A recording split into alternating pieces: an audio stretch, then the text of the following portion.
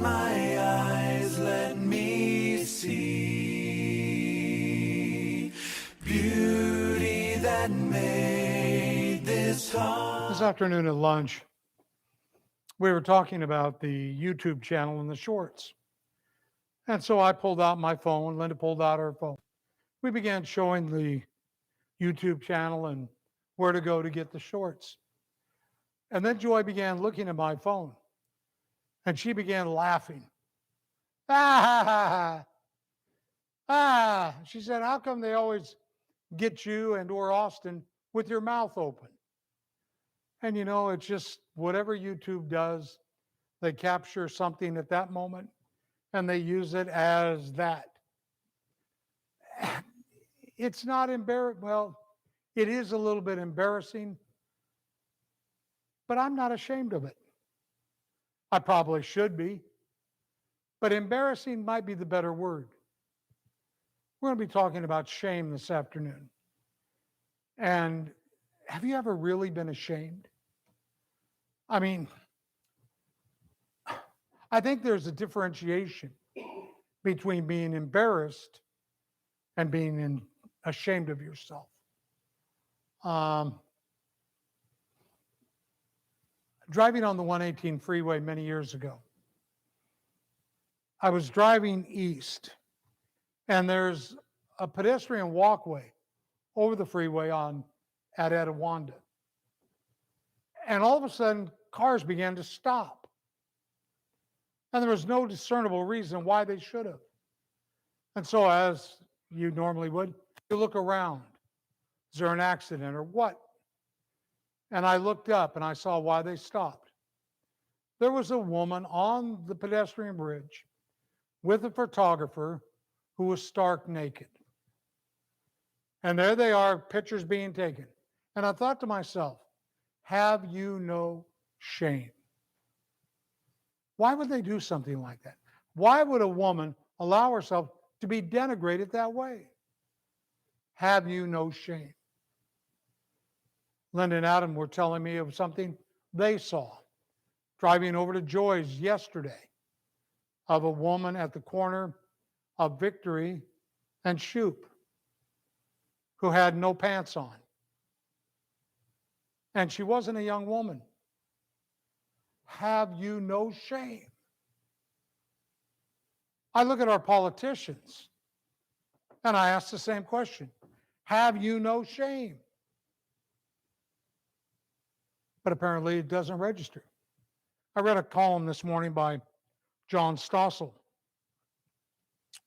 And John Stossel was asking basically the question of a nation of our size, over 330 some million people, and look at the two leading candidates for president.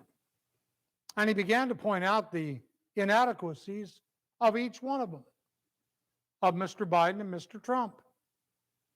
And basically the question was left, can't we do better? Have we no shame as a nation? In 1 Corinthians, the 15th chapter, verse 34, Paul asks this, or states this, to the brethren in Corinth. Become sober-minded, as you ought. Stop sinning, for some have no knowledge of God. I speak this to your shame. I'm not going to be proud of you. All the way through the 1 Corinthian letter, Paul was chastising them for the most part. Have you no shame? So I thought we'd spend a little bit of time this afternoon exploring that. Have you no shame? Now, Paul's writing to those that thought of themselves to be Christians, thought of themselves to be God-fearing. But Paul said, I write this to your shame. And so as I was thinking about this lesson, getting it together, the resonation of have you no shame coming back to mind over and over again. Not embarrassed, Have you? Totally different. I've been embarrassed a lot in my life. A lot. Some of my own doing, some that others have perpetrated against me. Embarrassment you can deal with. Embarrassment lasts only for a moment. But have you no shame? Have you no shame? You have shamed. I remember a preacher. He was always worried that he was properly attired. He would check his shoelaces, check to make sure his belt was cinched, his tie was straightened, and oh, yes, that his fly was zipped. One Sunday morning, he got up and he had forgotten to do the ritual. And what he did was he looked down and saw that his zipper was not zipped. So he reached down and zipped himself up. In so doing, he zipped his tie into the zipper. And he's there, he's mortified. He's like this, he can't get up. What am I going to do?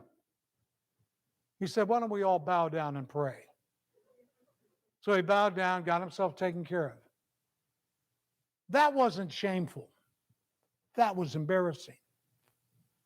And people chuckle at it. People don't chuckle at shame. So let's just explore it. We should all be ashamed.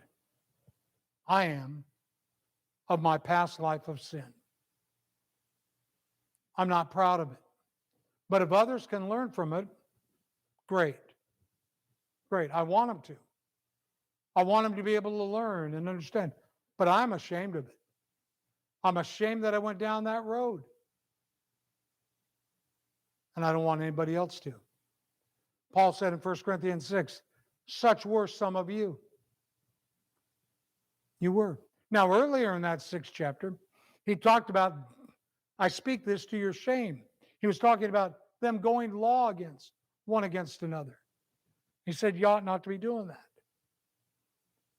But he said, previously, you'd been all kinds of sinners. You need to be ashamed. And yes, indeed, I am. But by the same token, I will not run from nor hide the fact that I was a sinner. And yes, I'm ashamed of it. And all the way through the New Testament, you can see the appeal that Paul points out about the entanglements of sin, and that we should be ashamed.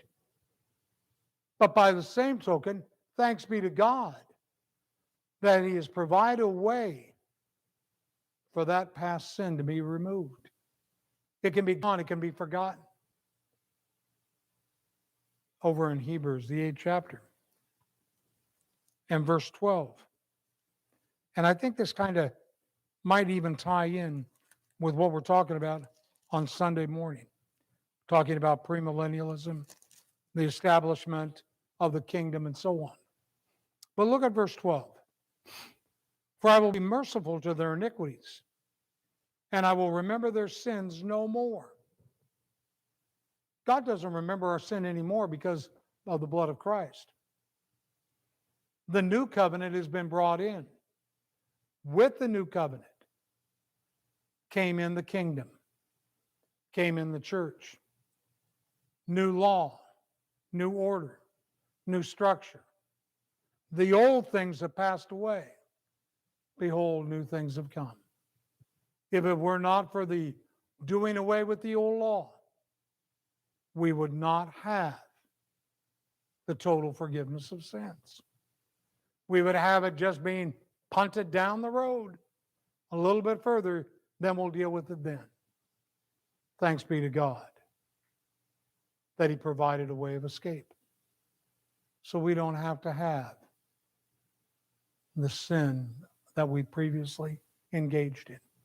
So yes, be ashamed of the sin you did previously commit.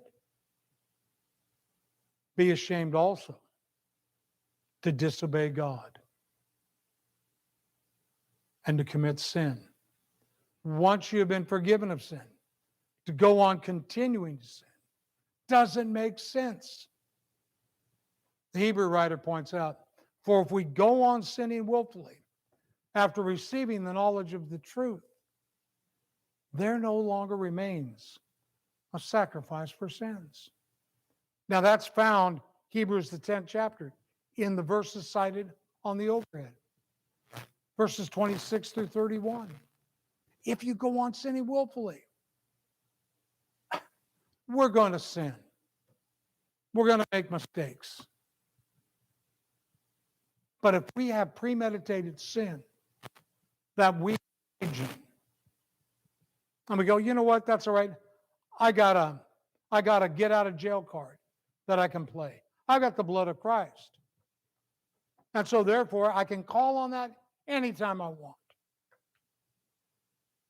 Recently in the news, there was some question over a legal agreement made on the behalf of somebody. And when the judge heard it, the judge said, no.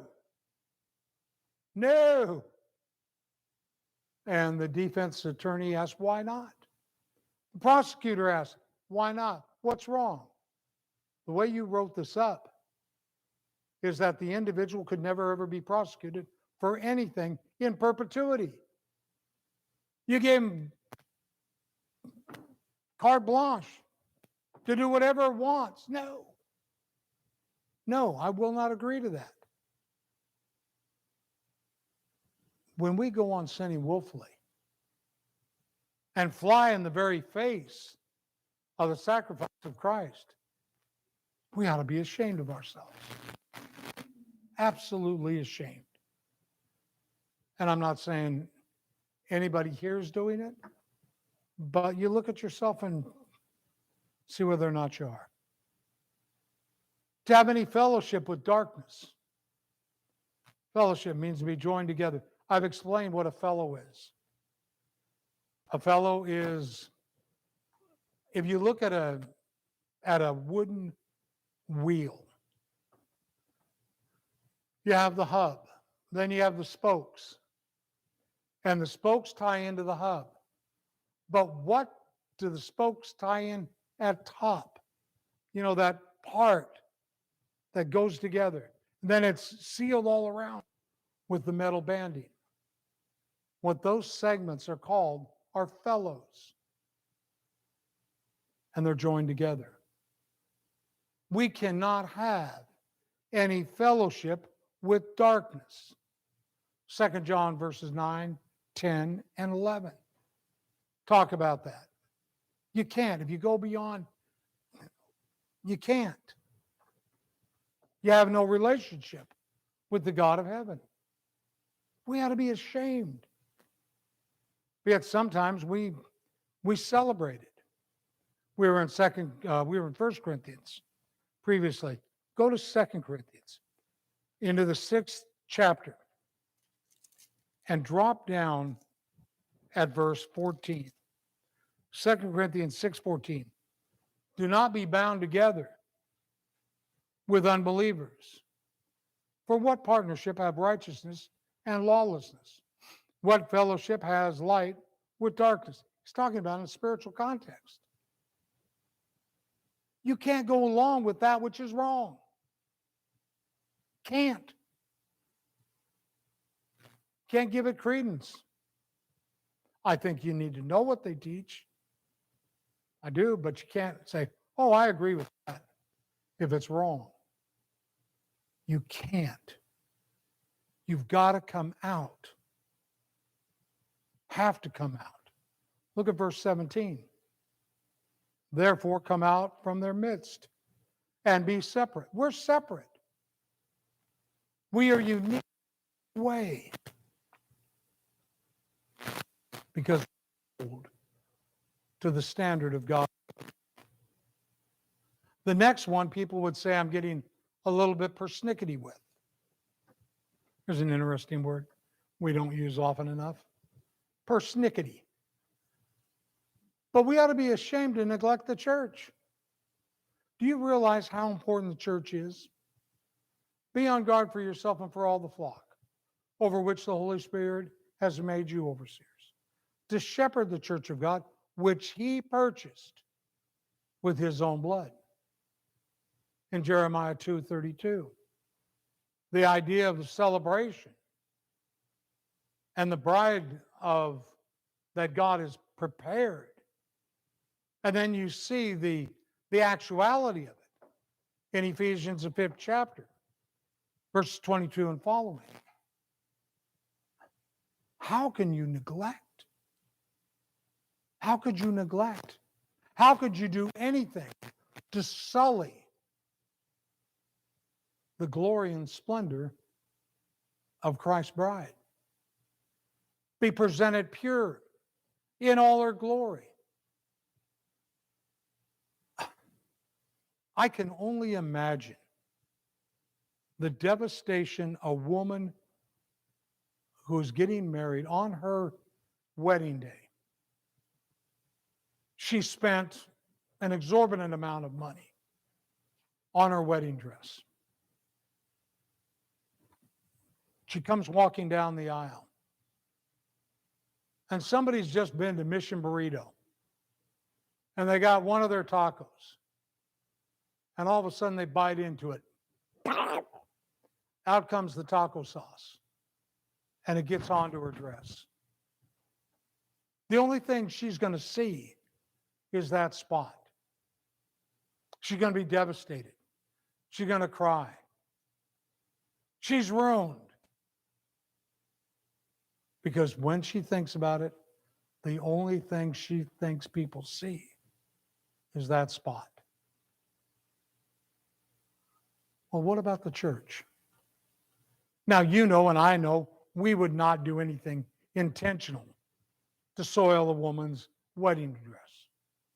She's there in all her glory, all her beauty, all her splendor. But what about the church? Do we treat the church in the same way? Go with me into the book of Revelation, 3rd chapter. And in Revelation, the 3rd chapter, we know it's written to the 7 churches of Asia. We know it deals with that which was, that which is shortly to take place. I forgot to introduce that earlier today, but we'll build on that next Sunday morning.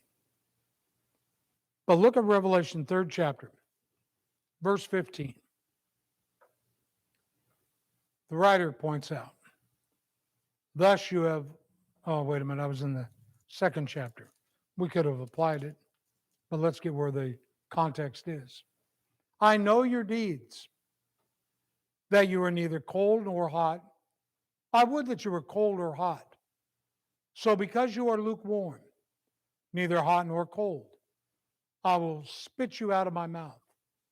Because you say, I am rich, have become wealthy, have need of nothing, and you do not know that you are wretched and miserable and poor and blind and naked. I advise you to buy from me gold refined by fire, that you may become rich, white garments, that you may clothe yourself, that the shame of your nakedness may not be revealed, and eye salve to anoint your eyes that you may see. Well, are we doing everything we can to keep the purity of the congregation? The purity of teaching, the purity of approach, purity. Or have we neglected the church? We can do that by not being about the work. I was so glad to see when Mary came in this morning. She was over the official chart. And I don't know how many boxes she signed in, but just to see her there signing it in made my heart jump for joy. There's no neglect there. We cannot neglect those things. But look at Hebrews 10:25. because I think this is something that has become far too easy for a lot of people, not just here, but across the brotherhood. We've seen attendance numbers dip, membership dropping off the charts over the last 3 years, all due to the pandemic, all due to availability. I had somebody email me and ask me a question, and I thought I gave the right answer. And the question was, if I partake of the Lord's Supper later on, after the assembly is all over, but I go on, I do video, and I see that the brethren did it at 10:30, and I'm doing it at 7:30 at night. Is that still okay? Am I okay? My response was, it is a communion. It would be great if you were there. There are sometimes you're not going to be there.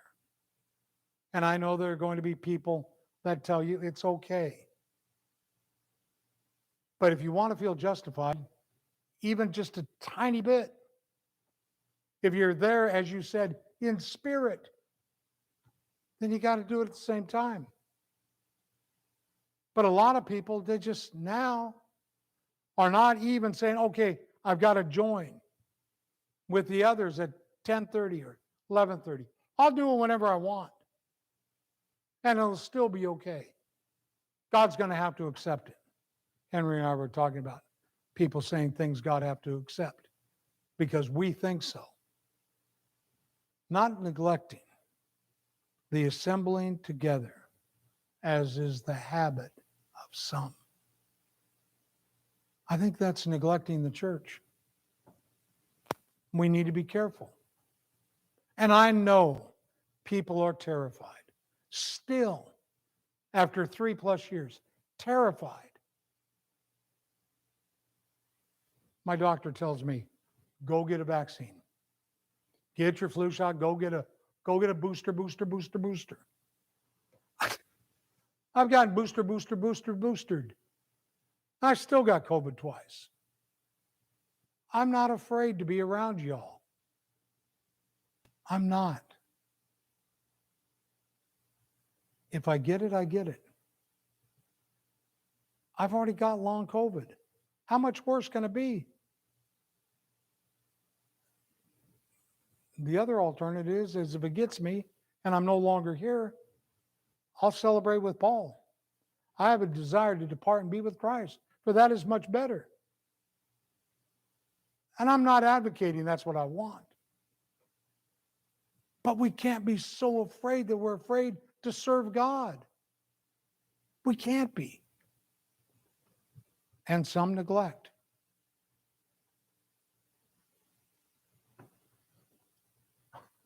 Go ahead.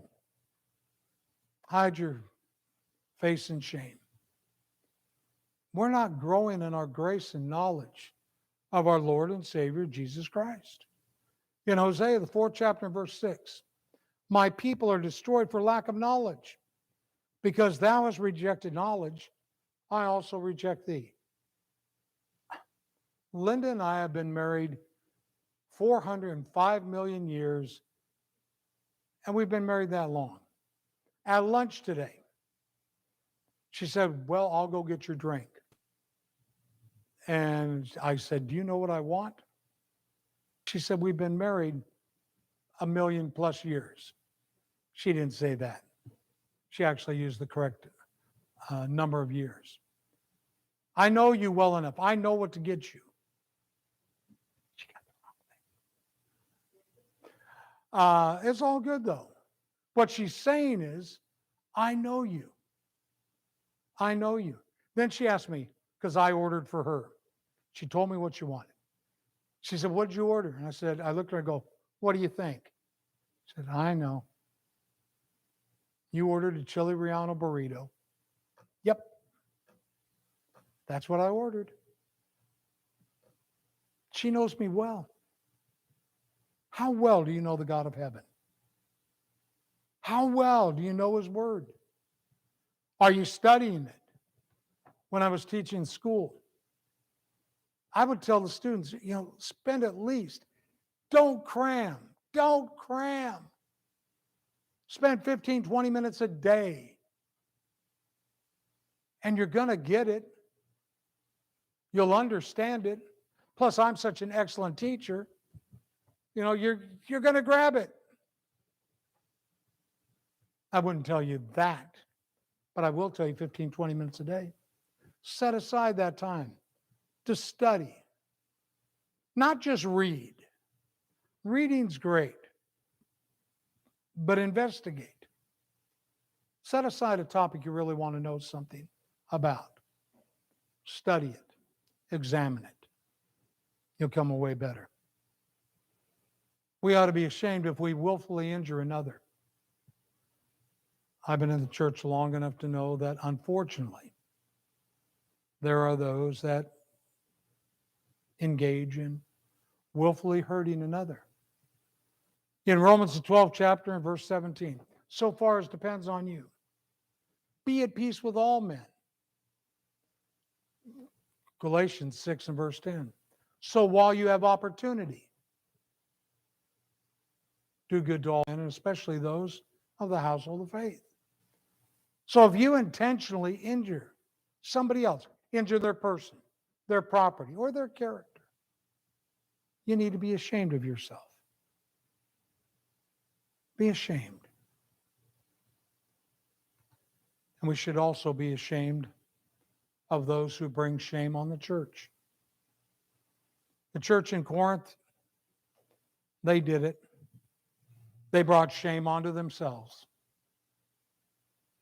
But you can see in Philippians 2:15, see that you prove yourselves to be blameless and innocent, children of God above reproach in the midst of a crooked, perverse generation, among whom you appear as lights in the world.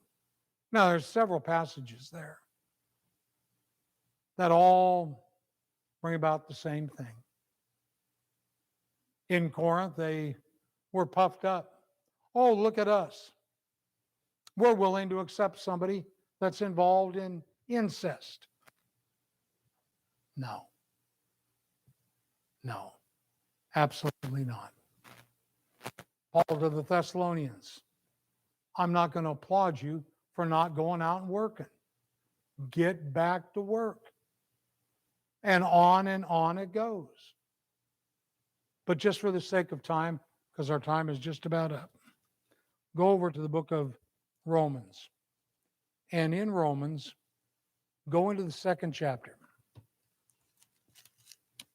And in that 2nd chapter, I want you to drop down into verse 24. For the name of God is blasphemed among the Gentiles because of you. They were doing things they ought not to have been doing. And he used that. And we don't ever want that to be associated to us. We want to be able to present the church pure, whole, spotless, without any blemish. And so, yes, while those people that are causing harm to the church, shame to the church, may not think anything about it, we should be ashamed of them. So shame, yeah. Interesting word. And one that we would do well to consider. And to give it a little bit of thought. Remember when you were a kid? Shame on you. You do the little finger thing. Well, look at yourself. Do you carry any of that shame? Or are you trying to rise above it? The lesson is yours this afternoon. It wasn't very long. Wasn't greatly involved. Just simple and direct.